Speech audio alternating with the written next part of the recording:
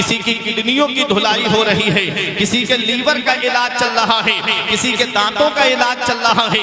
अल्लाह ने पैर तुमको सलामत दिए, अल्लाह ने हाथ तुमको सलामत दिए, अल्लाह ने आंखें तुमको सलामत दी, अल्लाह ने जुबान तुमको सलामत अता फरमाई, अल्लाह ने हार्ट ये दिल तुमको सलामत अता फरमाया, अल्लाह ने किडनियां सलामत अता फरमाई है।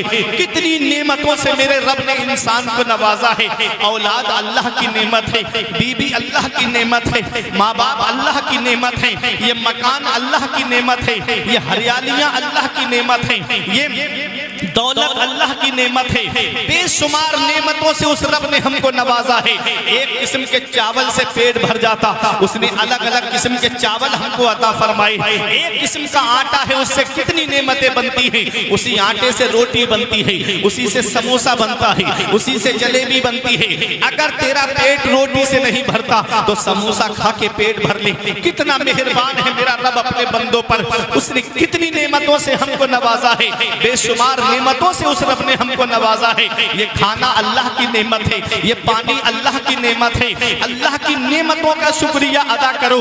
ऐ मेरे प्यारे मुसलमानों, एक किस्म के गोश्त से हमारा पेट भर जाता, उसने अलग अलग किस्म के गोश्त हमको अता फरमाए। और एक किस्म की दाल से हमारा पेट भर जाता, उसने अलग अलग किस्म की दालें हमको अता फरमाई है। एक किस्म की सब्जी से पेट भर जाता, उसने अलग अलग किस्म की सब्जियां हमें अता फरमाई। उसने हमको मौसमी फल अता फरमाए, उसने हमको मौसमी फ्रूट अता फरमाए, उसने हमको ड्राई फ्रूट अता फरमाए। कितनी नेमतों से उस रब ने हमको नवाजा है और हम कितना उसका शुक्र अदा कर रहे हैं। मस्जिदें हमारी सूनी हो गई, सिनेमा हॉल हमने आबाद कर दिए, आज मदरसे हमारे वीरान हो गए, आज हर घर को हमने सिनेमा हॉल बना दिया है। याद रखो मुल्लापुर वालों, जब अल्लाह की नेमतों की आदमी नाशुक्री करता है तब अल्लाह अपनी नेमतें वापस ले लेता है। उस रब की नेमतों का शुक्र अदा करो। बड़े बड़े दौलत वाले दुनिया में आए, बड़े बड़े पैसे वाले दुनिया में आए, आज उनका नाम लेने वाला कोई नहीं है। और जो अल्लाह की नेमतों का शुक्र अदा करता है, सदियां गुजर गई है, लोग आज भी उनको याद कर रहे हैं। देख लो गौसे आजम को, पर्दा किए हुए 800 साल के वक्त करीब वक्त गुजर गया, लेकिन आज मुल्लापुर की सरजमीन पर उनके नाम की नहरें सजी हुई है। आज उनको दुनिया में याद किया जा रहा है। वजह क्या है? वजह ये है, खैरुन नासी मन यनफउन नास, जो लोगों को नफा पहुंचाता है।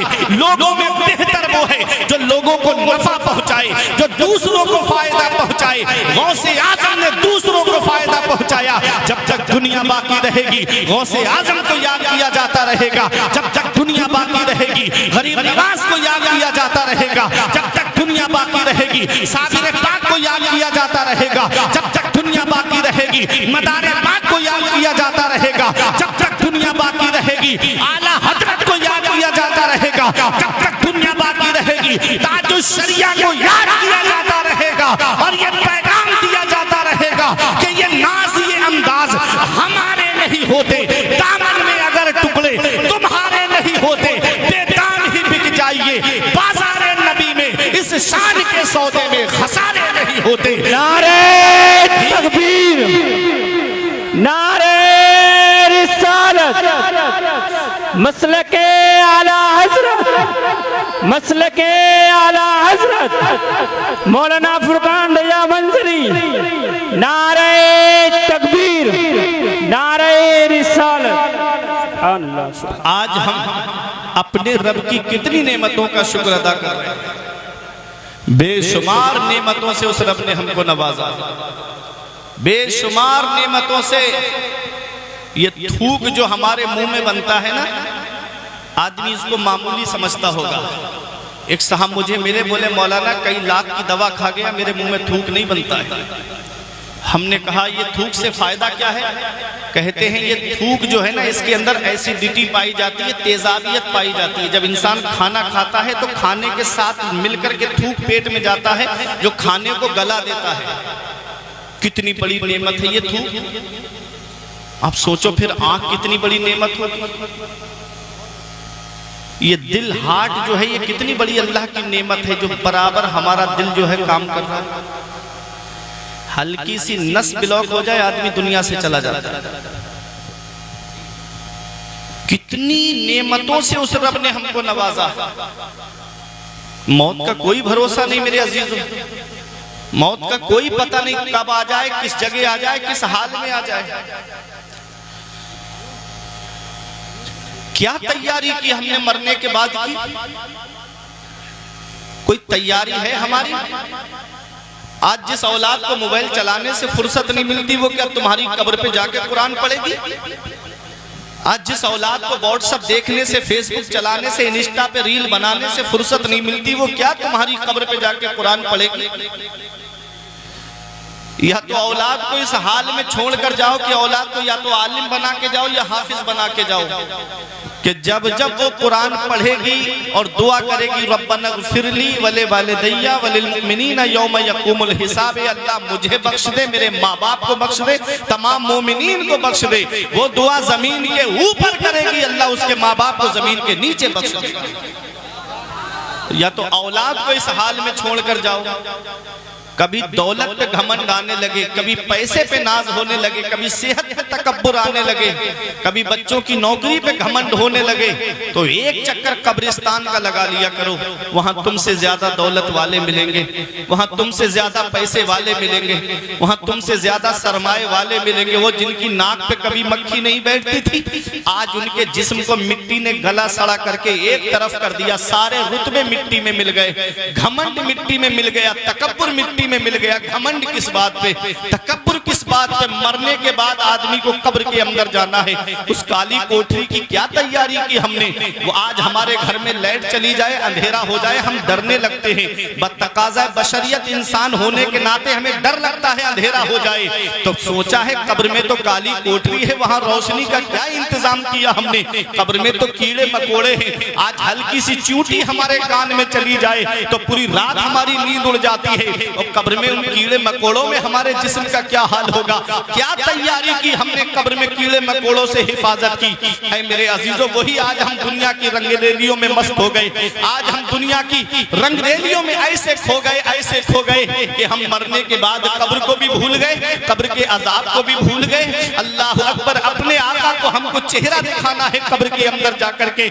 आओ मैं आपको बताता हुआ चलूं, आज हम हैं कि हमारे नामे आमाल को झांक करके देखा जाए तो कोई ऐसी नेकी नजर नहीं आएगी कि जिस पे सीना तान के कहे कि ये नेकी हमको जन्नत में लेकर जाएगी। मैं आपको एक शख्सियत का जिक्र सुनाता हूँ। आप बहुत शौक से जिनके नाम पर फातिहा लगती है हलवे पर, और आदमी बड़े शौक से उनके नाम पर फातिहा लगती है और हलवे को खाता है। तारीख में जिनका नाम हजरत उवैस करनी मिलता है। जानते हो कौन है उवैस करनी? आज किसी की बिल्डिंग देखी हम फख्र से कहते हैं अरे इसके तो मजे है, किसी की दौलत देखी फख्र से बोले इसके तो मजे है, ये तो दौलत वाला है। हजरत उवैस करनी को देखो, शान देखो, मकाम देखो, दुनिया में जिंदगी का सलीका देखो, दुनिया में जिंदगी जीने का तरीका देखो। कौन है उवैस करनी? नबी का दीदार बज़ाहिर न कर सके, लेकिन नाम, मकाम, मर्तबा, जिक्र नबी की बारगाह में हो रहा है, चर्चा नबी की बारगाह में हो रहा है। पूरी जिंदगी सादगी के साथ में गुजारी, नबी का बज़ाहिर दीदार न कर सके। मेरे आका सहाबा के मजमे में फरमाते हैं, ऐ मेरे सहाबा, कर्न में मेरा एक आशिक रहता है, कर्न में मेरा एक दीवाना रहता है। ऐ मेरे सहाबा, उसका नाम उवैस है। ऐ अली, ऐ उमर, जब तुम्हारी मुलाकात उससे हो तो मेरे उवैस से मेरा सलाम कहना, और मेरा पैरहन शरीफ मेरे उवैस को देना, और मेरे उवैस से कहना कि मेरी गुनाहगार उम्मत के लिए बख्शिश की दुआ करे, मेरी गुनाहगार उम्मत के लिए मग़फ़िरत की दुआ करे। अल्लाह अकबर, वो हजरत उवैस करनी है। हजरत उमर फारूक आजम का जब दौरे खिलाफत आता है तो हज के मौके पे तमाम हाजी मौजूद थे।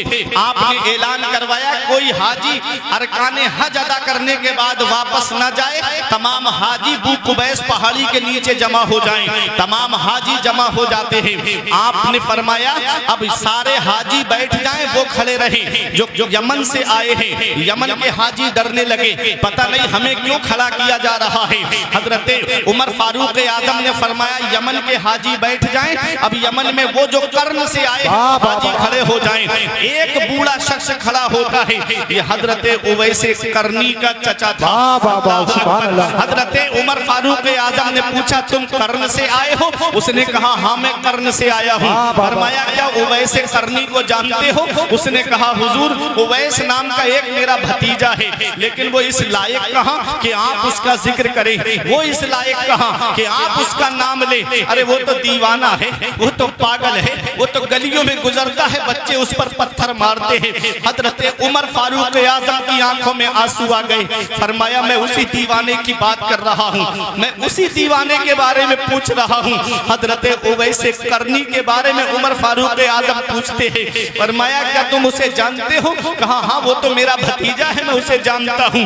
अल्लाह अकबर। वो हजरत उवैस करनी कैसे जिंदगी गुजारी सादगी के साथ में। आज हम किसी की बिल्डिंग को देखें तो ललचाने लगते हैं, किसी की दौलत को देखें तो ललचाने लगते हैं। मकान देखो, मर्तबा देखो, वो हजरत उवैस करनी कि उनको जन्नत के दरवाजे पे रोक दिया जाएगा। सब जन्नत में जा रहे होंगे, उवैस करनी को रोक दिया जाएगा। अर्ज करेंगे मौला मुझे क्यों रोक दिया गया?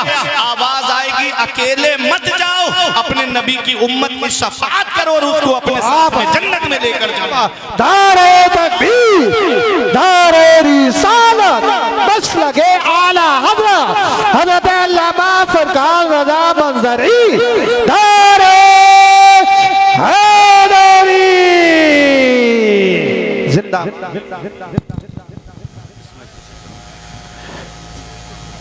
वो हजरत उवैस करनी हाँ अल्लाह कैसे सादगी के साथ में जिंदगी गुजारी, कैसे सादगी के साथ में। वो हजरत उवैस करनी कि जब गलियों से गुजरते तो बच्चे उन पर पत्थर मारते थे, तो उवैस करनी कहते बच्चों मुझे मोटे मोटे पत्थरों से न मारा करो। बाप जब तुम मुझे मोटे पत्थर मारते हो तो मेरे जिस्म से खून निकलता है, जिससे मेरा वुजू टूट जाता है। मुझे छोटे छोटे पत्थरों से मारा करो ताकि खून निकले, मेरे जिस्म पे चोट तो लगे, खून ना निकले, ताकि मेरा वुजू सलामत रहे। अल्लाह अकबर। वो हजरत उवैस करनी। आज हमें भूख लगे तो हम खाना खाने के लिए ढाबों में जाते हैं, होटलों पे जाते हैं। आज हमें भूख लगे तो हम खाना खाने के लिए अपने घर पर आते हैं। उवैस करनी को जब भूख लगती थी तो आप कहीं खाना खाने के लिए नहीं जाते, बल्कि तालाब की तरफ आते थे, जहां लोग सब्जियां बेचने वाले सब्जी धोते थे। तालाब में कुछ पत्ते पड़े रह जाते थे, उन पत्तों को खा करके हजरत उवैस करनी अपने पेट की भूख मिटाते थे। मकाम देखो, जन्नत के दरवाजे पर रोक दिए जाएंगे उवैस करनी। शान देखो, जिक्र नबी की बारगाह में हो रहा है। मेरे आका फरमाते हैं कुछ अल्लाह के बंदे ऐसे हैं जिनके बाल बिखरे होते हैं, लिबास फटा हुआ होता है, परागंदा हालत में होते हैं। लो अक़समा अलल्लाहि ला अबर्राहु, नबी फरमाते हैं अगर वो अल्लाह की कसम खा ले तो अल्लाह उनकी कसम को जरूर पूरा फरमा दे। उन्हीं में से हजरत उवैस करनी है। कैसे सादगी से जिंदगी गुजारी, कैसे सादगी से जिंदगी। आज हजरत उवैस करनी का मकाम और मर्तबा सुनते हुए चलिएगा। हमारे कपड़े फट जाएं, हम बजाज की दुकान पे जाते हैं। हमारा लिबास फट जाए तो हम नया कपड़ा खरीद के सिलवाते हैं। उवैस करनी का जब कपड़ा फट जाता, लिबास फट जाता, तो आप कूड़ा करकट, जहाँ गंदगी पड़ती थी, कूड़ा करकट पे जाते, कोई पुराना कपड़ा वहाँ मिल जाता, उसे उठा के लाते, उसे धोते, पाक करते और उसका पेबंद अपने कपड़ों में लगा करके अपनी जिंदगी को गुजारते। मकाम देखो, मर्तबा देखो, जिक्र नबी की बारगाह में हो रहा है, चर्चा नबी की बारगाह में हो रहा है। शान जब गलियों से गुजरते तो कुत्ते भौंकते थे उनके ऊपर, कभी कुत्तों को जवाब नहीं दिया मुल्लापुर वालों। हजरत उवैस करनी ने जब गुजरते तो कुत्ते भौंकते उनके ऊपर। एक दिन कुत्तों को जवाब दिया था पलट करके, कुत्तों मेरे ऊपर भौंका ना करो, अभी तुम नहीं जानते कि तुम मुझसे बेहतर हो या मैं तुमसे बेहतर हूं। कुत्तों मुझ पे भौंका ना करो, ऐ कुत्तो, अगर पुल सिरात में पार ना कर सका कयामत के दिन तो तुम मुझसे बेहतर हो, और अगर मैं पुल सिरात पार कर गया तो मैं तुमसे बेहतर हूं। क्या खौफे खुदा है वैसे करनी का? आज हम एक आंसू हमारी आंख से नहीं निकलता, हम जहन्नम का जिक्र सुने एक आंसू हमारी आंख से नहीं निकलता। आज कितने जनाजे कांधों पे रख के कब्रिस्तान हमने पहुंचा दिए, लेकिन एक आंसू हमारी आंख से नहीं निकलता। कितने लोगों को गुस्ल देते हुए हमने देखा, लेकिन एक आंसू हमारी आंख से नहीं निकलता। हम भूल गए कि एक दिन हमें भी 4 लोग उठा के कब्रिस्तान देकर जाएंगे। एक दिन हम भूल गए कि हमको भी दुनिया से जाना है, हमें भी गुस्ल दिया जाएगा। ये हम भूल गए कि जो हमारा कीमती लिबास जैसे कई शोरूम हम घूम करके खरीद करके लाए, वो हमारे बदन से उतर भी नहीं रहा है, कैंची से काट करके उतार करके फेंका जाएगा। ये हम भूल गए, अपनी आखिरत को भूल गए, हम मरने के बाद को भूल गए कि हमें कब्र के अंदर जवाब भी देना है। बस दुनिया में फंस गए, एक दूसरे का हक मारने में, एक दूसरे को सताने में आज हमने अपनी जिंदगी का मशगला बना लिया है। ऐ मेरे अजीजों, ये दुनिया चंद दिन की है। हम सिर्फ बुजुर्गों के नाम सुनते हैं, वाकया सुनते हैं, उनकी अदाओं को अपनाते नहीं, उनके बताए हुए तरीके पे नहीं चलते हैं। वो हजरत उवैस करनी कुत्तों से कहते हैं, ऐ कुत्तों मुझ पर भौंका ना करो, अभी तुम नहीं जानते कि मैं तुमसे बेहतर हूं या तुम मुझसे बेहतर हो। अगर कल मैं पुल सिरात पार ना कर सका तो तुम मुझसे बेहतर हो, और मैं पुल सिरात पार कर गया तो मैं तुमसे बेहतर हूं। ये हजरत उवैस करनी है। अल्लाह अकबर, मकाम देखो, मर्तबा देखो, जिक्र नबी की बारगाह में हो रहा है। एक सहाबी ने अर्ज किया, या रसूल अल्लाह, बिलाल हबशा से आ गए, सलमान फारस से आ गए, सुहैब रूम से आ गए, ये तो यमन करीब में है, ये आपकी बारगाह में क्यों नहीं आ पाए? तो नबी ने फरमाया, उनकी एक बूढ़ी माँ है, वो उसकी खिदमत में लगे रहते हैं। वैसे करनी की माँ थी, बूढ़ी माँ थी, लेकिन इश्क था, नबी से मोहब्बत थी, और ऐसी मोहब्बत थी मदीने वाले मुस्तफा से कि आप रोते थे नबी को याद करके। आला हजरत अजीमुल बरकत फरमाते हैं, और रूह फिदा का फजिद हर का यकशोला दिगर बरजन इश्का, मुरा तन मन धन सब फूक दिया, ये जान भी प्यारे जला जाना। ऐसा इश्क था हजरत उवैस करनी को मदीने वाले मुस्तफा से। मेरा इमाम उसकी तर्जुमानी करता है, जान है इसके मुस्तफा रोज फुजू करे खुदा, जान है इसके मुस्तफा रोज फुजू करे खुदा, जिसको हो दर्द का मजा नाजे दबा उठाए। धारे रिसालत बस लगे आला हज़रत, इश्क मोहब्बत, इश्क मोहब्बत, प्यार मोहब्बत, प्यार मोहब्बत, उलमाए सुन्नत, सरजमीने मुल्ला खेड़ा, जिंदाबाद जिंदाबाद। जिसको हो दर्द का मजा नाजे दबा उठाए क्यों, आका की मोहब्बत में रोते रहते थे। एक दिन अपनी माँ के पैर दबा रहे थे, माँ के पैर दबा रहे थे, खिदमत कर रहे थे। अल्लाह अकबर, माँ के पैर दबाने का भी एक अलग ही सवाब है, माँ के पैर दबाने का एक अलग ही इनाम मिलता है। एक बहुत बड़े मुहद्दिस गुजरे हैं जिनको हजरत अबू इसहाक कहते हैं, उनसे एक तालिबे इल्म ने कहा, हजरत रात मैंने एक ऐसा ख्वाब देखा है कि आपकी दाढ़ी शरीफ के अंदर हीरे जवाहिरात लगे हुए हैं। तो दूसरे ने कहा, हजरत मैंने भी ऐसा ही ख्वाब देखा है। तब आपने उनसे फरमाया बच्चों से कि ऐ बच्चों, रात में अपनी माँ के पैर दबा रहा था और मेरी दाढ़ी माँ के पैरों से बार बार टच हो रही थी। अरे ऐसी दाढ़ी जो माँ के पैरों से बार बार टच हो, उसमें हीरे जवाहिरात नहीं लगेंगे तो फिर और क्या लगेगा?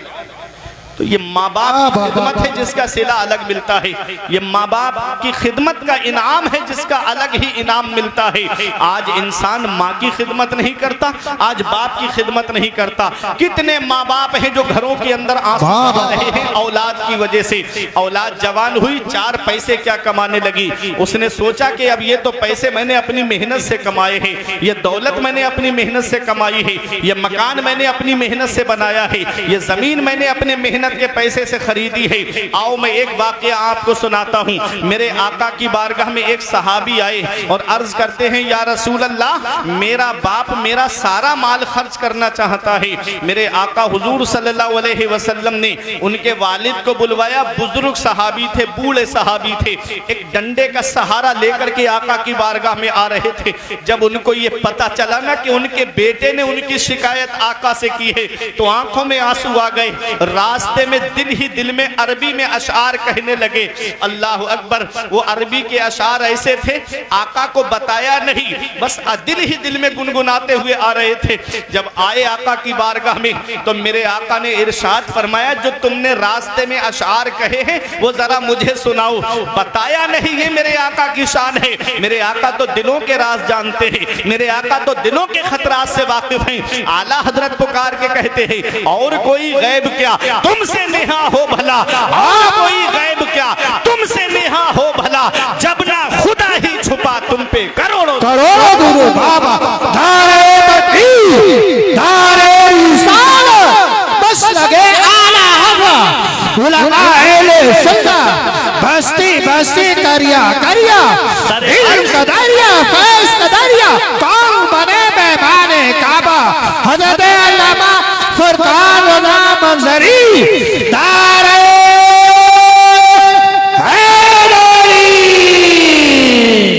सरे अर्श पर है तेरी गुजर, दिले फर्श पर है तेरी नजर, मलाकूत मुल्क में कोई शय नहीं वो जो तुझ पे आया ना हो। ये तो मेरे आका की शान है, आका तो दिलों के राज जानते हैं। मेरे आका ने फरमाया, वो अशार सुनाओ, आप सुनोगे आपकी आंखों में आंसू आ जाएंगे। वो बुजुर्ग सहाबी ने जो अरबी में अशार कहे थे उसका तर्जमा मैं आपको सुना रहा हूँ, उसका मफहूम मैं आपको सुना रहा हूँ। वो सहाबी कहते हैं, जब मेरा बेटा इस दुनिया में आया था तो मैं इसकी पैदाइश पे खुश हुआ था, और मेरा जितना माल मेरा बेटा खर्च करता मैं कुछ नहीं कहता उससे। मैं इसकी हिलाकत से, इसकी मौत से डरता था कि कहीं मेरा बेटा मुझे छोड़ के दुनिया से न चला जाए।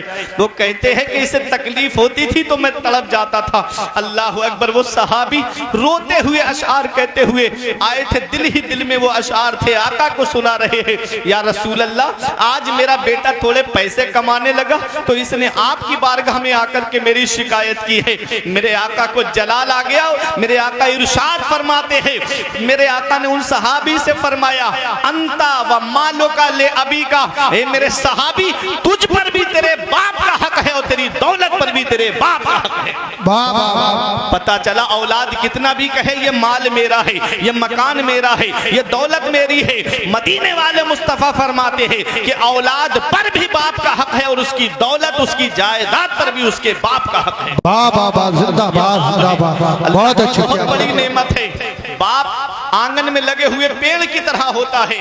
ऐ मुल्लापुर वालों और ऐ नौजवानों, कुर्बो जवार से आने वालों, बाप आंगन में लगे हुए पेड़ की तरह होता है।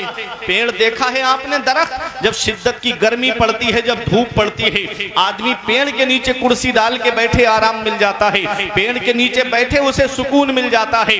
हमारे बुजुर्गों ने फरमाया, बाप आंगन में लगे हुए पेड़ की तरह होता है। जिस दिन ये पेड़ आंगन से उखड़ गया उस दिन धूप भी परेशान करेगी, गरम गरम लू के थपेड़े भी परेशान करेंगे। बाप आंगन में लगे हुए पेड़ की तरह होता है और बाप ऐसा साया होता है अपनी औलाद के ऊपर।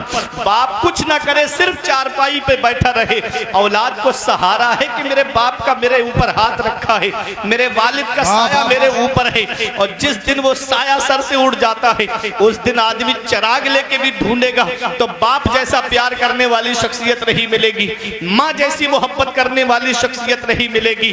बाप की नाकदरी आज नौजवान कर रहा है, माँ की खिदमत नहीं कर रहा है आज का नौजवान। याद रखना, बाप अल्लाह की कितनी बड़ी नेमत है। ये उनसे पूछो जिनके बेटे बाहर कमाने के लिए गए हैं, बाप को नींद नहीं आती जब तक बेटे से बात करके ये नहीं पूछता कि मेरे लाल तूने खाना खाया कि नहीं खाया है। माँ है कि बार बार फोन करके पूछती, मेरे लाल तेरी तबीयत कैसी है। अगर बेटा बाहर बीमार पड़ जाए तो माँ इधर तड़पने लगती है कि मुझे खाना अच्छा नहीं लगता, पता नहीं मेरे बेटे की तबीयत कैसी है। ये माँ है, माँ, और ये बाप है। इसका पता तब चलता है जब ये साए हमारे सर से उड़ जाते हैं। जिस दिन माँ बाप की चारपाई घर से उड़ गई, चिराग लेके भी ढूंढोगे तो माँ जैसा प्यार करने वाली शख्सियत नहीं मिलेगी, बाप जैसा प्यार करने वाली शख्सियत नहीं मिलेगी। इस वक्त के बारे में तो सोचा भी न था। बेटों से बुढ़ापे में हुई खत्म रसाई, घर बार तो बांट लिए शौक से फुरकान, हिस्से में किसी के मगर माँ नहीं आई। वक्त ठुकरा देगा एक दिन मेरी सारी ये कुर्बानियां, दामने उम्मीद में फकत नाकामियां रह जाएंगी। शादियों के बाद बेटे तो अलग हो जाएंगे, बाप के हाथों में फकत बैसाखियां रह जाएगी। आका के वसीले से कभी तो नमाज से औलाद माँ ने मांगी थी बंदा नवाज से। अरे अब्बा की आंख का जो चश्मा ना ला सके, मैयत पे आ रहे हैं हवाई जहाज से। बाबा नारे तकबीर, नारे तकबीर, नारे रिसालत, बस लगे आला हजरत अल्लामा फरमान रज़ा मंजरी जिंदाबाद। नारे तकबीर, नारे तकबीर, नारे रिसालत, बस लगे आला हजरत शायर इस्लाम अहमदुल फत्ताह, शायर इस्लाम अहमदुल फत्ताह। नारे तकबीर, नारे रिसालत, बस लगे आला हजरत सरजमीने बरेली शरीफ मुल्ला खेड़ा जिंदाबाद।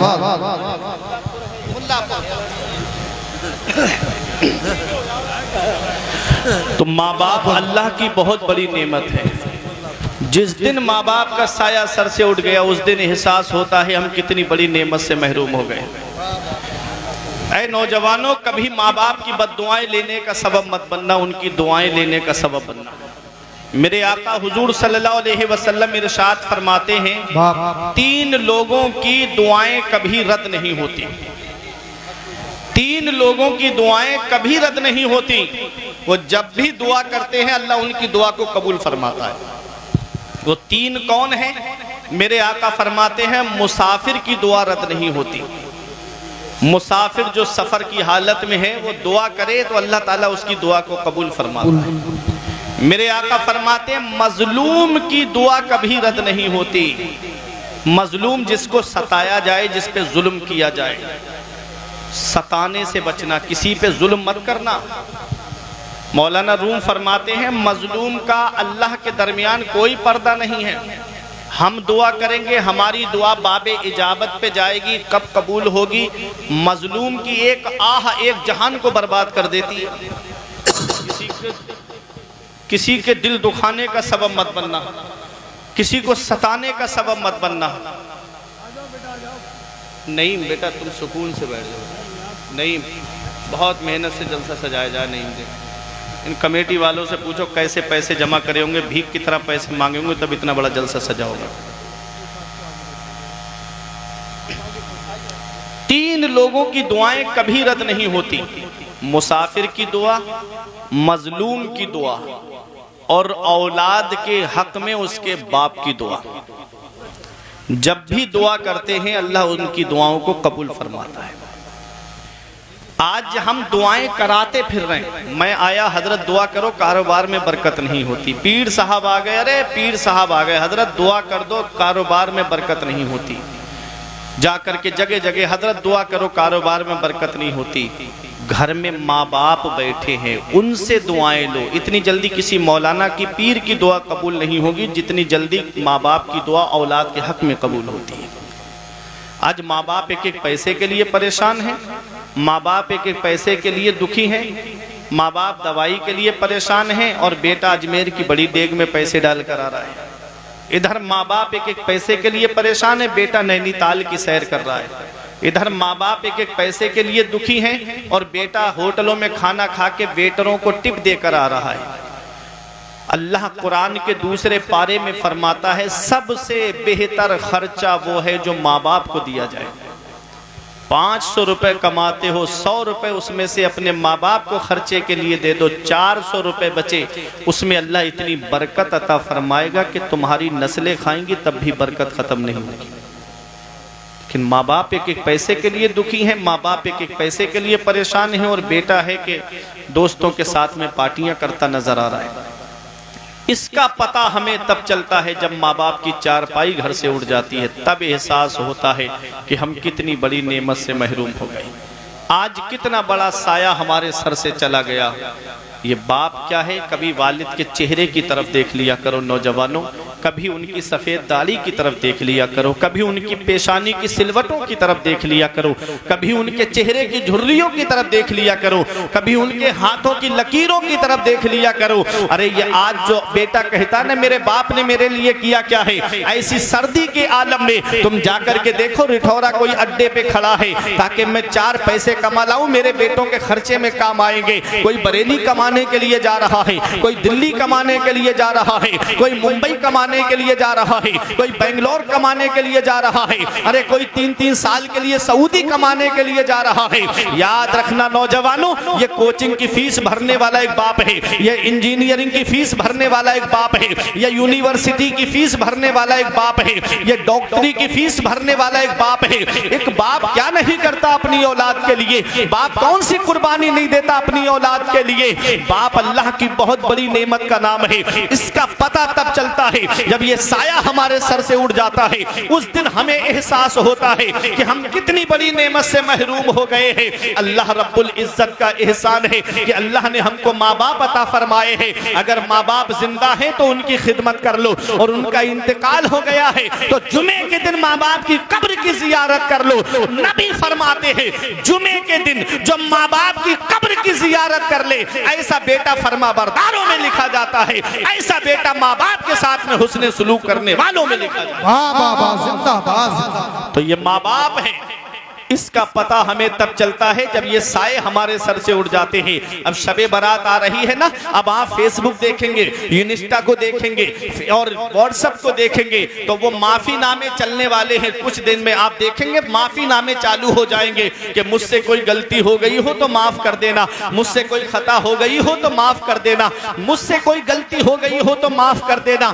इधर बाप नाराज बैठा है, इधर भाई नाराज बैठा है, इधर बहनें नाराज बैठी है, इधर माँ नाराज बैठी है, इधर चचा ताऊ से झगड़ा करके नाराज बैठा हुआ है। याद रखना, और माफी कहाँ मांगी जा रही है? फेसबुक पर। नाराज कहाँ है? घर के अंदर परिवार वाले। माफी इंटरनेट पे मांगी जा रही है, माफी फेसबुक पे मांगी जा रही है, माफी व्हाट्सएप पे मांगी जा रही है। वो जो तुमको पहचानते तक नहीं उनसे माफी मांग रहे हो, जो तुमको जानते तक नहीं उनसे माफी मांग रहे हो, अरे जो तुमको जानते तक नहीं है उनसे माफी मांग रहे हो। माफी अपने वालिद से आकर के मांगो, माफी अपनी माँ से आकर के मांगो, माफी अपने भाई बहनों से आकर के मांगो, अपने चचा ताऊ से आकर के मांगो। जिनके दिल को तुमने दुखाया है वो तुमको माफ करेंगे, अल्लाह तुमको माफ फरमाएगा, वो तुमको माफ करेंगे, मेरा रब तुमको माफ फरमाएगा। याद रखना प्यारे मुसलमानों, माँ बाप अल्लाह की बहुत बड़ी नेमत है, इनको कभी नाराज मत करना, कभी इनको सताने का सबब मत बनना। मौलाना रूम फरमाते हैं पहली मोहब्बत है माँ बाप की जो दुनिया में बदला मांगती है। अगर तुमने अपने माँ बाप के साथ भलाई की तो तुम्हारी औलाद तुम्हारे साथ भलाई करेगी, और अगर तुमने अपने माँ बाप के साथ भलाई नहीं की तो बुढ़ापे में ये उम्मीद लगा के मत बैठना कि तेरी औलाद तेरा सहारा बन जाएगी।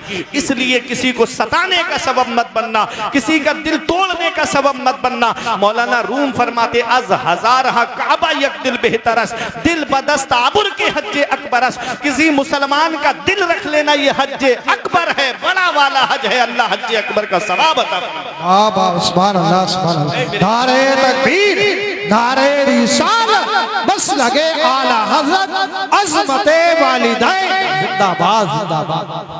अपनी आखिरत की तैयारी करो, नेक अमल करके दुनिया से जाओ, मुत्तकी बन के दुनिया से जाओ, परहेजगार बन के दुनिया से जाओ।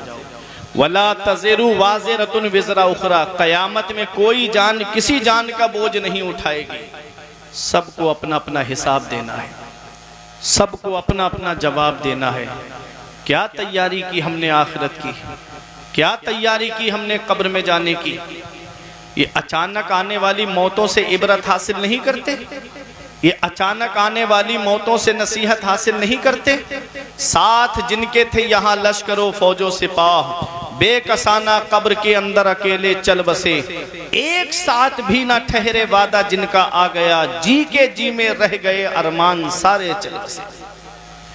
पढ़ के तू कुरान को अब जमा कर ले कुछ सवाब, कब्र पर फिर कौन आए फातिहा के वास्ते।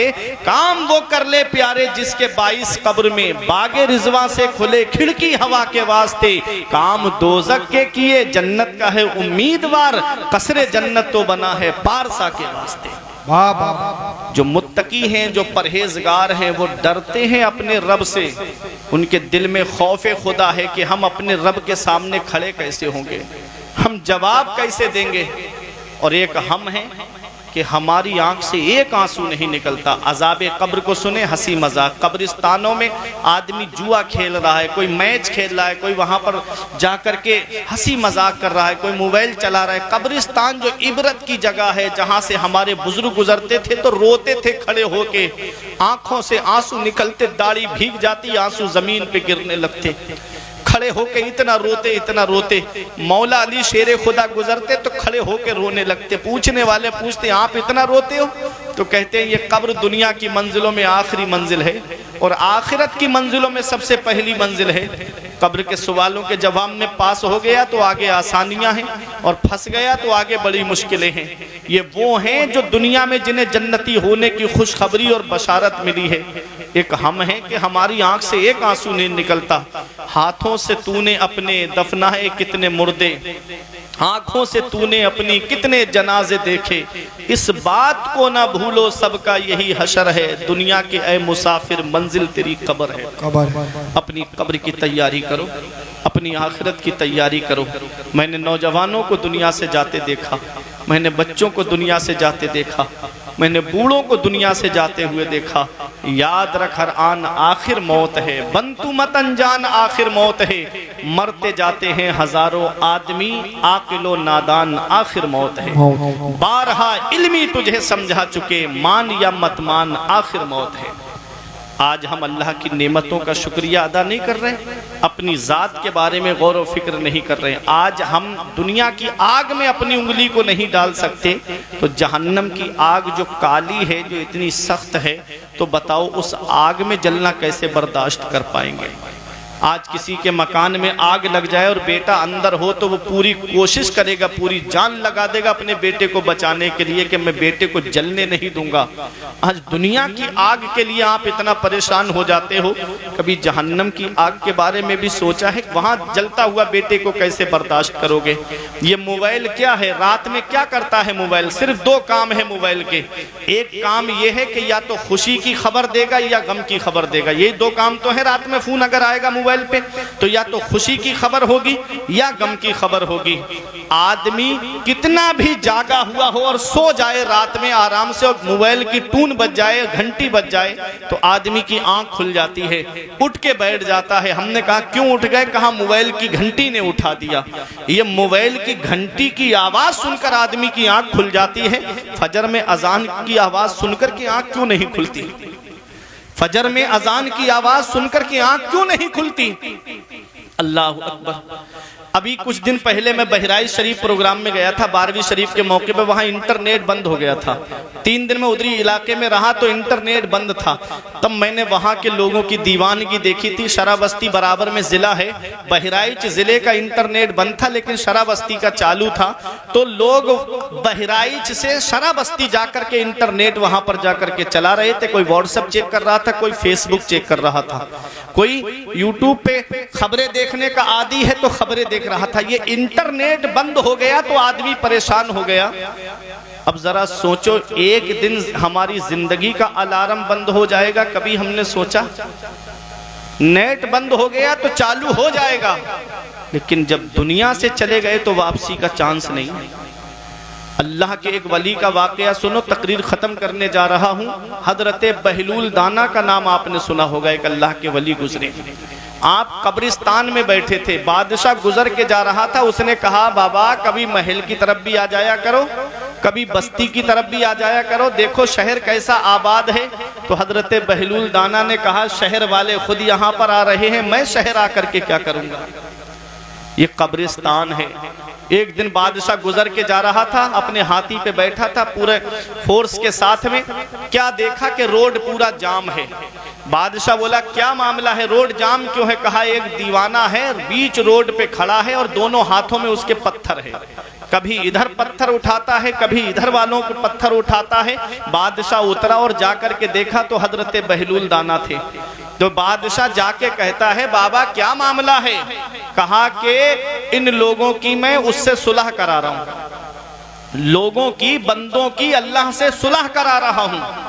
तो बादशाह बोला सुलह हो गई? तो बहलूल दाना बोले कि वो तो मान रहा है लेकिन ये लोग नहीं मान रहे हैं। वो कह रहा है मैं सुलह कर लूंगा, इनसे कहो कि 5 वक्त की नमाज पढ़ें। वो कह रहा है मैं सुलह कर लूंगा, इनसे कहो कि ये झूठ बोलना छोड़ दें।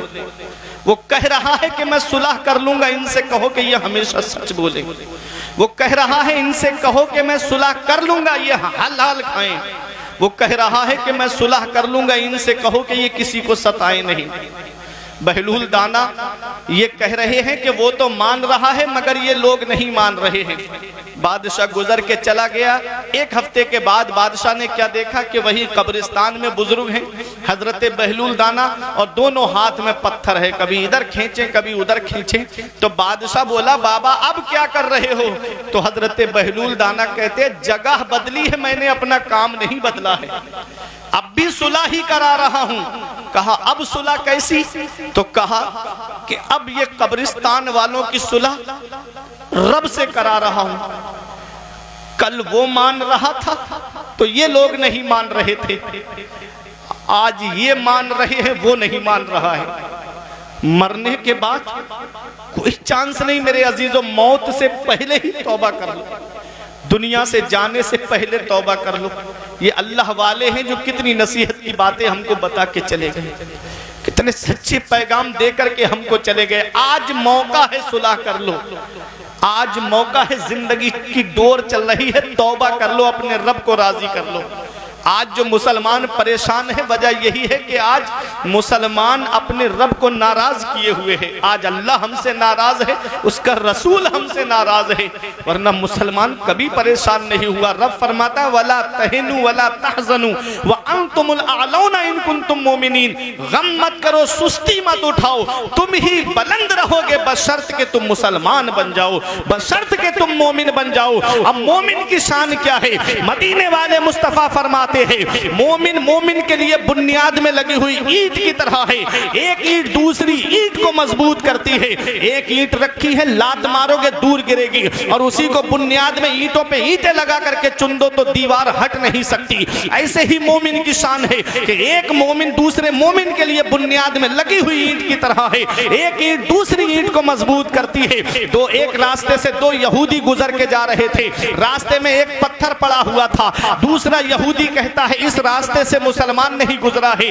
दूसरे ने कहा कैसे पहचाना? कहा कि हदीस में है, नबी ने उनके फरमाया है इमाततुल अज़ा अनित तरीक़, रास्ते से तकलीफ देने वाली चीज को हटा देना ये ईमान का एक हिस्सा है। अगर मुसलमान गुजरा होता तो ये पत्थर बीच रास्ते पे नहीं होता, इसको उठा करके किनारे कर देता। ये मुसलमान की शान थी। आज मुसलमान मुसलमान के लिए खेतों में कांटे लगा रहा है, आज मुसलमान मुसलमान के लिए रास्ते में कांटे लगा रहा है, आज मुसलमान मुसलमान के लिए रास्ते बंद कर रहा है, आज मुसलमान मुसलमान को सताने का सबब बना हुआ है। बस थोड़े से पैसे मिल जाए, थोड़ा सा रुपया मिल जाए, रास्ता तभी दूंगा जब मुझे पैसे दोगे, पैसा दोगे तभी मैं तुमको रास्ता दूंगा। उस रास्ते पे कांटे लगा दिए गए। ये मुसलमान की शान है, ये तो मुसलमान की शान नहीं है। मुसलमान उसे कहते हैं इमाततुल अज़ा अनित तरीक़, मुसलमान वो है जो रास्ते से तकलीफ देने वाली चीज को हटा दे, क्योंकि रास्ते से तकलीफ देने वाली चीज को हटाना ये ईमान का एक हिस्सा है। आज हम ईमान का हिस्सा अपनाने के लिए तैयार नहीं है। अल्लाह अकबर, आज हम दिल दुखाने का सबब बन रहे हैं, आज हम दिल तोड़ने का सबब बन रहे हैं। और आज जश्न गौसुल वरा से एक पैगाम दिल की तख्ती पर लिख करके ले जाओ, किसी का दिल दुखाने का सबब मत बनना, बल्कि दिल जोड़ने का सबब बनना। अगर कोई इंसान किसी को पैसे देगा तो कितने दिन तक वो पैसे चल जाएंगे? अगर कोई किसी को रुपया देगा तो कितने दिन तक वो रुपया खा लोगे? एक दिन वो पैसा खर्च हो जाएगा। किसी के दिल दुखाने का सबब मत बनना।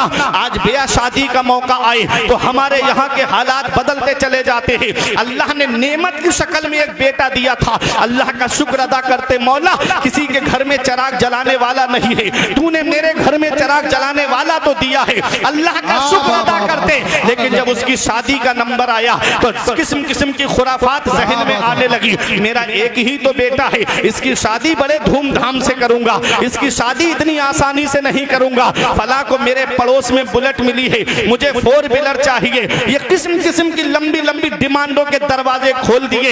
याद रखना, मैं एक बात बता रहा हूँ। एक साहब मुझे मिले, बोले मौलाना मेरे बेटे को जहेज में बाइक चाहिए। मैंने कहा परेशान मत हो, मांगी हुई बाइक पे बैठना है। बोला हाँ। मैंने कहा चल मेरे साथ मस्जिद में 1 जुमा 2 जुमा 3 जुमा तकरीर करूंगा। अल्लाह ने वो हुनर दिया है, 3 जुमों में इतना पैसा इकट्ठा कर दूंगा, तुम मस्जिद के दरवाजे पे रुमाल बिछा के बैठ जाना, इतना पैसा इकट्ठा कर दूंगा कि तेरे लिए एक बाइक आ जाएगी, एक मोटरसाइकिल आ जाएगी। आंखें चढ़ा के मुझसे कहता है मौलाना क्या मुझे भिखारी समझ रखा है? हमने कहा रे नादान, भिखारी सिर्फ उसे नहीं कहते जो गली गली मांगता हुआ फिरे, भिखारी सिर्फ उसे नहीं कहते जो कटोरा लेकर के दरवाजे दरवाजे मांगता हुआ फिरे, भिखारी सिर्फ उसे नहीं कहते जो झोली फैला करके दुकान दुकान मांगता हुआ फिरे।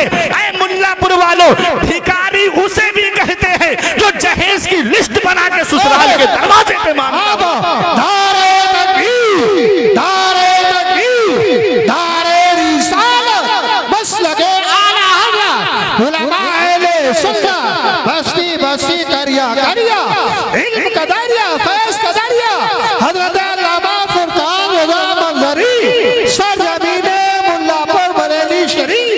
भिखारी उसे भी कहते हैं, भिखारी उसे भी कहते हैं जो जहेज की लिस्ट बना करके ससुराल के दरवाजे पे मांगता हुआ फिरे। अरे कोई इंसान किसी इंसान को क्या देता है? कोई इंसान किसी इंसान को क्या देता है? आदमी सिर्फ वसीला है, खुदा देता है। आदमी सिर्फ वसीला है, खुदा देता है। किसी के देने से पूरा नहीं होता। अगर 3-4 लाख रुपए मिल भी जाएंगे तो कितने दिन तक घर का खर्चा चला लोगे? मैंने कार्ड का सामान दीमक को खाते हुए देखा, मैंने गाड़ियां डैमेज होते हुए देखी, मैंने जहेज के सामान को मिटते हुए देखा है। नबी की हदीसे पाक पर अमल करो। नबी फरमाते हैं तुनकहुल मरअतु लिअरबइन लिमालिहा व लिहसबिहा व लिजमालिहा व लिदीनिहा फज़फर बिज़ातिद्दीन। नबी फरमाते हैं जब निकाह किया जाता है तो औरत की 4 चीजें देखी जाती है। या तो लड़की का माल देखकर निकाह किया जाता है, या लड़की का खानदान देखकर निकाह किया जाता है, या लड़की की खूबसूरती को देखकर निकाह किया जाता है, या उसकी दीनदारी को देखकर निकाह किया जाता है। क्या पैगाम दिया हमारे नबी ने? ऐ मेरे उम्मती, जब तू निकाह करे तो लड़की की दौलत मत देखना, उसका खानदान मत देखना, उसका हुस्न जमाल मत देखना। फज़फर बिज़ातिद्दीन, नबी फरमाते हैं तुम दीनदारी को इख्तियार करना, परहेजगारी को इख्तियार करना, क्योंकि माल जमीन पे काम आता है, खानदान जमीन के ऊपर काम आता है। और आज का हुस्न कोई हुस्न है, अरे ब्यूटी पार्लर जाने से पहले देख लो, ब्यूटी पार्लर से आने के बाद में देख लो, ये तो मिटने वाली चीजें हैं। दीनदारी वो चीज है जो जमीन के ऊपर भी काम आती है, जमीन के नीचे भी काम आती है। दीनदारी को इख्तियार करो, परहेजगारी को इख्तियार करो। दीनदार लड़की जब तुम्हारे घर में आएगी तो दीन नस्लों तक पहुंच जाएगा। तुम्हारे बच्चे टिकटॉक पर नाचते नजर नहीं आएंगे, बल्कि कुरान की तिलावत करते हुए। जिंदाबाद, नारे तकबीर, नारे रिसालत, उलमाए अहले सुन्नत, हज़रत अल्लामा फुरकान रज़ा मंज़री, नारे हैदरी। अब आप कहोगे मौलाना कोई दलील है तुम्हारे पास में कि माँ का असर बेटे पे पड़ता है, माँ का असर बच्चे पे पड़ता है? तो सुनो, मैं आपको बताता हुआ चलूं। जब औरत उम्मीद से होती है तो डॉक्टर कहता है ज्यादा से ज्यादा फल खाओ ताकि बच्चा तंदुरुस्त पैदा हो, ज्यादा से ज्यादा जूस पियो ताकि बच्चा ताकतवर पैदा हो, ज्यादा से ज्यादा दूध पियो ताकि बच्चे की सेहत तंदुरुस्त हो। अब माँ दूध पिए तब बच्चे पर असर पड़े, माँ फल खाए तो बच्चे पे असर पड़े, माँ अगर फल जूस पिए तो बच्चे पर असर पड़े। अरे जब ये चीजें खाए तब बच्चे पे असर पड़ता है। जब माँ नमाज पढ़ेगी तो बच्चे पे असर क्यों नहीं होगा? जब माँ कुरान पढ़ेगी तो बच्चे पे असर क्यों नहीं होगा? देख लो तारीख उठा करके, अरे जब माँ कुरान पढ़ने वाली फातिमा होती है तो बेटा नेज़े पे चढ़ के कुरान सुनाने वाला हुसैन होता है।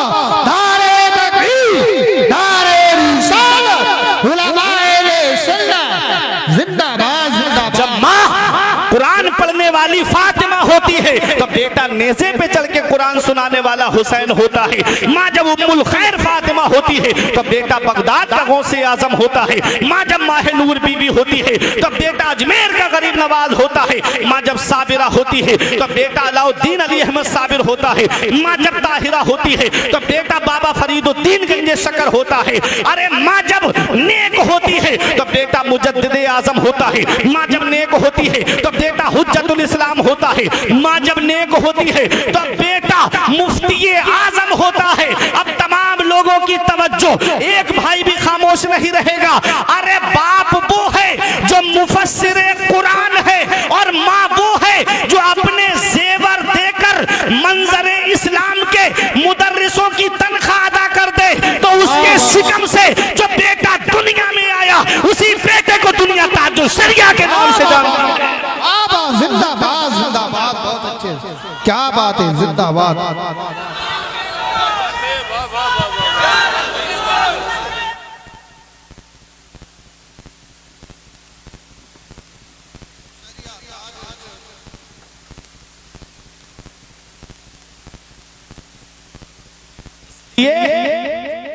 अपने बच्चों को वक्त से पहले जवान कर दो। हीरो हीरोइन का किरदार देकर नहीं, फिल्मी एक्टरों का किरदार देकर नहीं, जवान करना है तो बगदाद के गौसे आजम का किरदार देकर जवान करो। हुजूर रेहाने मिल्लत ने बरेली शरीफ से पैगाम दिया था, जमाना खफा है तो क्या गम है इसका, जमाने को ठोकर लगाए चला जा, जमाना ही एक दिन तेरे साथ होगा, तू आका को अपने मनाए। अरे बोलो मोहब्बत से सुभान अल्लाह। इतनी सर्दी नहीं पड़ रही है, मुझे देखे पसीना आ रहा है। आप भी जब नबी के इश्क में बोलेंगे तो मोहब्बत से इश्क रसूल की गर्मी को अपनाओ। बोलो तलब के सुभान अल्लाह। तो किसी का दिल दुखाने का सबब नहीं बनना है, दिल जोड़ने का सबब बनना। रईयत ही तुम में का हर शख्स जिम्मेदार है और अल्लाह कयामत के दिन हर शख्स से उसकी जिम्मेदारी के बारे में पूछेगा। बाप औलाद का जिम्मेदार है, छोटा भाई बड़ा भाई छोटे भाई बहनों का जिम्मेदार है, शौहर बीवी का जिम्मेदार है। हर शख्स से उसकी जिम्मेदारी के बारे में पूछा जाएगा। मस्जिद का इमाम तबलीग दीन के एतबार से अपनी बस्ती का जिम्मेदार है, हर शख्स जिम्मेदार है। अब मुझे बताओ, जब हम बेटे का निकाह करने के लिए जाएं, नबी की सुन्नत अदा करने जाएं, निकाह क्या है? नबी फरमाते अन निकाह मिन सुन्नती फमन रगेबा अन सुन्नती फलैसा मिन्नी। नबी फरमाते निकाह मेरी सुन्नत है, जिसने मेरी सुन्नत से एराज किया, रूगर्दानी की, नबी फरमाते हैं वो मुझसे नहीं है, वो मेरे तरीके पे नहीं है। मतलब हम नबी की सुन्नत अदा करने जा रहे हैं, नबी की सुन्नत। और उस सुन्नत की अदायगी के मौके पे बताओ, अगर डांस पार्टी नाचे तो क्या उस निकाह में बरकत होगी? बताओ मुल्लापुर वालों, अगर निकाह नबी की सुन्नत को अदा करते वक्त अगर डांस पार्टी नाचे उस निकाह में बरकत होगी? जिस शादी में एक हफ्ता पहले औरतें ढोल बजाना शुरू कर दें तो बताओ क्या उस शादी में बरकत होगी? जिस शादी में हल्दी की रस्म के नाम पे, मेहंदी की रस्म के नाम पे बेपर्दगी का बाजार गर्म किया जाए, क्या उस शादी में बरकत होगी? जिस शादी में बैंड बजे, बताओ क्या उस शादी में बरकत होगी? यही वजह है कि एक तो हफ्ता नहीं गुजरता बहू अपना चूल्हा अलग कर लेती है। अब ये साहब बैठे रो रहे हैं, मौलाना साहब किसी मौलाना का पता बता दो, कोई आमिल बता दो। हमने कहा क्या हुआ? कहा मेरा बेटा चला गया। हमने कहा इन्ना लिल्लाह। बोले मरा नहीं है, जिंदा है। हमने कहा कहाँ चला गया? बोले बहू ने उस पर अपना कब्जा कर लिया, अब वो ना हमारी बात सुन रहा है ना अपनी माँ की बात सुन रहा है। हमने कहा तो परेशान क्यों हो? कहने लगे मौलाना मेरा पला पलाया बेटा मेरे हाथ से चला गया, मुझे भी बताओ, मैं भी किसी मौलाना से करा के लाऊंगा, उसे अपने कब्जे में करूंगा। हमने कहा लड़की की कोई गलती नहीं है। बोले आप भी ऐसी बात कर रहे हो? हमने कहा लड़की की कोई गलती नहीं है। अरे तुमने अपने बेटे की कीमत बोली थी, तुमने अपने बेटे की कीमत लगवाई थी और उसके बाप ने उसे खरीद करके उसको दिया है। अब जो इंसान जिस चीज को खरीदता है उस पर कब्जा उसी क्या होता है जो उसकी कीमत को चुकाता है। तुमने तो जहेज के नाम पर बेटे की बोली लगवाई, उसके बाप ने वो बोली को पूरा किया है, अब उस पर लड़की का कब्जा नहीं होगा तो बताओ किसका कब्जा? इसलिए शादी करो तो ऐसी करो सादगी के साथ जैसे अली का अक्द हुआ फातिमा के साथ। जैसे अली का अक्द हुआ फातिमा के साथ, हमने कहा हम मांगने से मना नहीं करते, मांगो, मांगना मोमिन की शान है। यही बात बता के बैठने जा रहा हूं, मांगने से मैं मना नहीं करता, मांगो, मांगना मोमिन की शान है। लेकिन कहां मांगना चाहिए, ये कारी हसन रजा से मत पूछो, ये नईम से मत पूछो, ये आप हाजी जी से मत पूछो, ये अपनी मस्जिद के इमाम से मत पूछो। अरे चलो बरेली शरीफ चलते हैं और आला हजरत की बारगाह में चलो और इमाम इसको मोहब्बत से पूछो, ऐ आला हजरत हम कहां मांगे, कौन हमें देगा? तो गुंबदे रजा से आवाज आती है, कौन देता है? देने को मुंह चाहिए। कौन देता है? देने को मुंह चाहिए। देने वाला है सच्चा हमारा नबी। बाबा बाबा बा, जिंदाबाद जिंदाबाद। सच्चा हमारा नबी। अरे ये दुनियादार देंगे, 1-2 साल में खत्म हो जाएगा, मदीने वाले मुस्तफा देंगे तो वो खत्म नहीं होगा। हातिम ताई के पोते ने एक सैयद से कहा, एक आले रसूल से कहा, मेरा दादा वो है जो 7 दरवाजों से बांटता है, और बांटने की शान ये है कि एक दरवाजे पे लेकर के जब दूसरे दरवाजे पर आए तब भी देता है, तीसरे पे आ जाए तब भी देता है, चौथे पे आए तब भी देता है, 5वें पर आए तब भी देता है, 6, 7वें तक आ जाए तब भी मना नहीं करता है।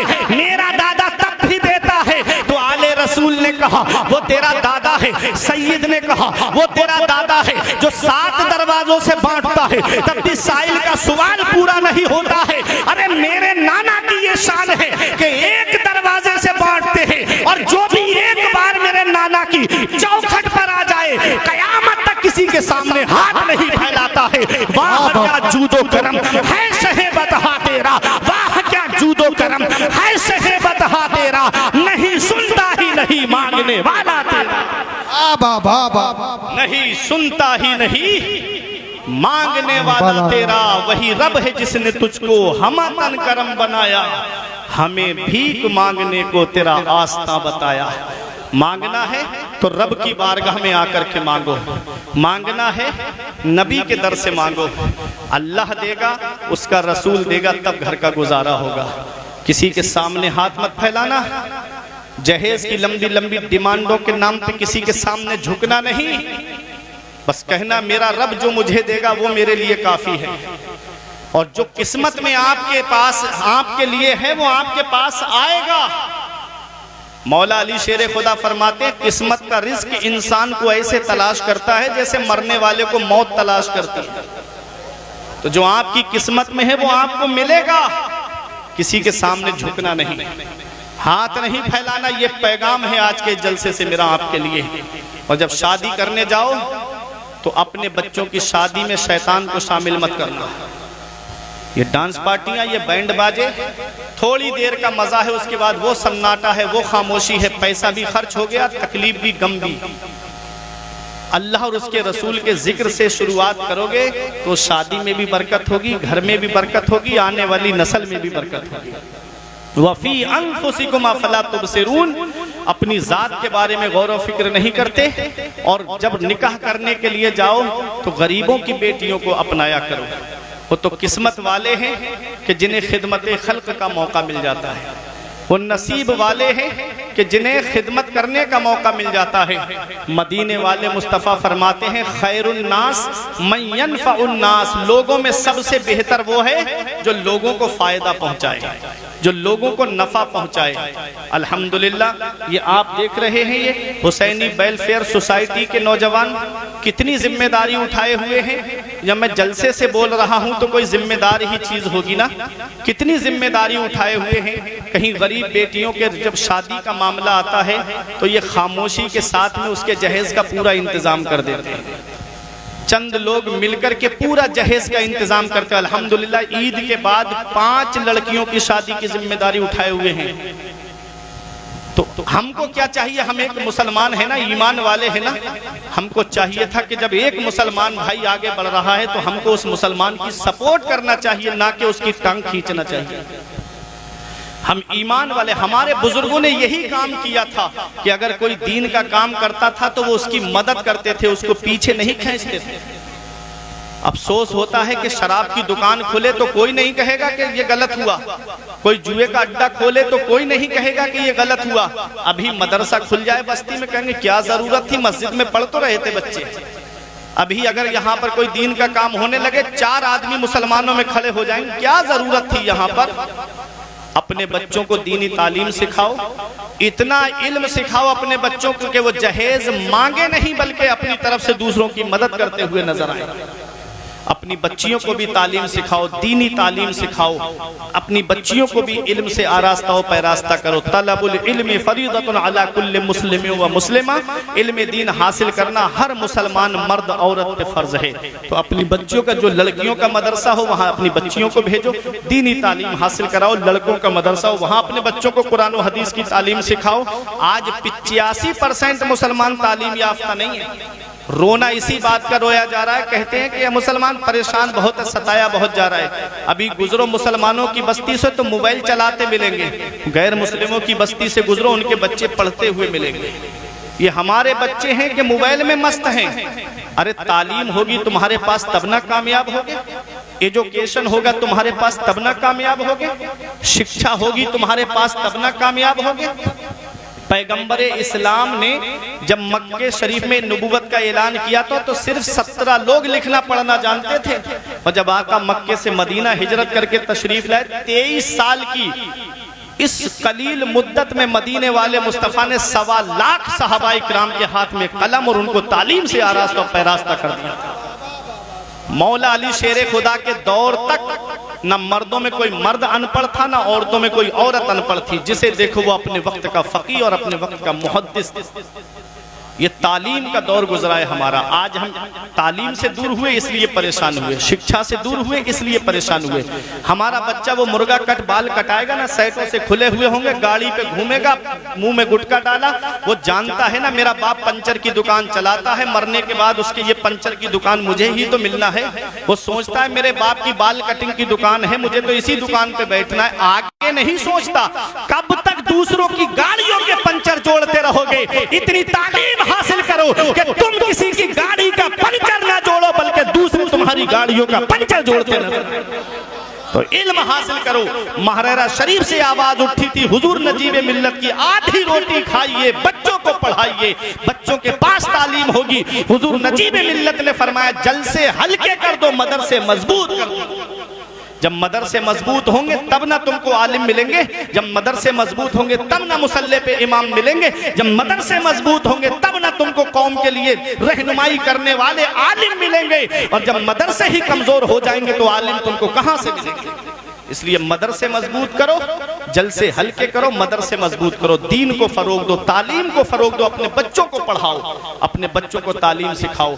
सरकार गौसे आजम के नाम पे इस महफिल को सजाते हो ना। गौसे आजम ने 18 साल कस्बा जीलान में तालीम हासिल की, फिर बगदाद गए इल्म हासिल करने के बाद, और पढ़ने के बाद 40 साल मदरसे में बैठ के पढ़ाया गौसे आजम ने। हर साल आपके मदरसे से 3000 तालिब इल्म, आलिम, फाजिल, मुफ्ती बन के निकलते थे। वो गौसे आजम जिन्होंने 1,30,000 आलिम इस कौम को अता फरमाए। वो सरकार गौसे आजम, सरकार गरीब नवाज को देखो, आप संजर में पैदा हुए, इल्म हासिल करने समरकंद गए, बुखारा गए, फिर हिंदुस्तान में आए।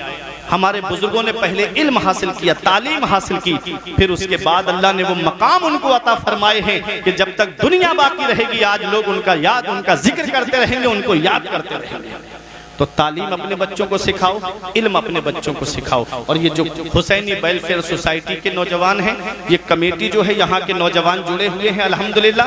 कभी मौका आए तो आप भी इनके कदम से कदम मिला करके खड़े हो जाना, इनके साथ में चलना। किसी एक बेटी का घर अगर आपके पैसे से बस गया और उसने सच्चे दिल से दुआ दे दी तो अल्लाह ताला तुम्हारे घर में इतनी बरकतें अता फरमाएगा कि नस्लें खाएंगी तब भी वो बरकत खत्म नहीं होगी। ये जिंदगी सवारिए दिलशाद कीजिए, लम्हात जिंदगी के न बर्बाद कीजिए। जब मकसद हयात इबादत खुदा की है, पढ़िए नमाज, मस्जिदें आबाद कीजिए। सभी के सामने एक दिन जरूर आता है, ये हुस्न फानी है लेकिन गुरूर आता है। किसी क्रीम से पाउडर से कुछ नहीं होता, नमाज पढ़ने से चेहरे पे नूर आता है। परवरदिगार आलम की बारगाह में दुआ है, मेरे कुछ अर्ज करने में सबकत लिसानी की वजह से या बतकाज़ा बशरियत कोई गलती हो गई हो तो मौला मुझे माफ फरमाए। अस्तगफिरुल्लाह रब्बी मिन कुल्लि ज़ंबिन व अतूबु इलैहि। कलमा तय्यब पढ़ने ला इलाहा इल्लल्लाहु मुहम्मदुर रसूलुल्लाह सल्लल्लाहु अलैहि वसल्लम। रही कली तो फूल खिलेंगे, जिंदगी बाकी रही तो फिर मिलेंगे। अस्सलामु अलैकुम व रहमतुल्लाहि व बरकातुहू। इस कमेटी से हसन भाई भी जुड़े हुए हैं अल्हम्दुलिल्लाह।